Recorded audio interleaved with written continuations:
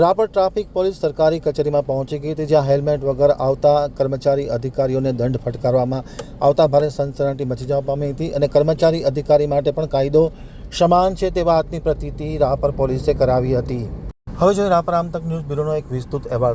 Rapar traffic police દ્વારા સરકારી કર્મચારીઓને પણ હેલ્મેટનો દંડ ફટકારવામાં આવતા કાયદો કડક છે તેની વાતની પ્રતીતિ કરવામાં આવી હતી।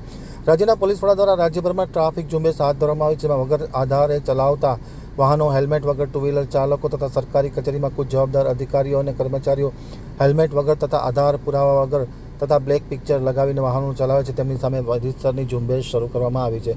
રાપરમાં આવેલ મામલતદાર કચેરી, તાલુકા પંચાયત કચેરી, બાંધકામ સબ રજિસ્ટ્રાર કચેરી, વન વિભાગ, પાણી પુરવઠા અને અન્ય સરકારી કચેરીમાં રાપર પોલીસ દ્વારા વિશેષ ઝુંબેશ હાથ ધરવામાં આવી હતી। ઇન્સ્પેક્ટર આર.એલ. ખટાણાના માર્ગદર્શન હેઠળ Rapar traffic police constable Mukeshsinh Rathod તથા અન્ય સ્ટાફ દ્વારા ટીઆરબીના જવાનોને સાથે રાખી અને સરકારી કચેરીમાં જે કર્મચારીઓ હેલ્મેટ પહેર્યા વગર આવે છે તેમની સામે દંડાત્મક કાર્યવાહી કરવામાં આવતા ભારે સનસનાટી મચી જવા પામી હતી।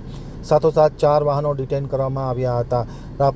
રાપર ખાતે સ્થળ પર છેલ્લા 4 દિવસ દરમિયાન 63 એનસી કેસો દ્વારા 19,300 રૂપિયાનો રોકડ દંડ સ્થળ ઉપર વસૂલ કરવામાં આવ્યો હતો। 7 વાહન ડિટેન કરવામાં આવ્યા હતા।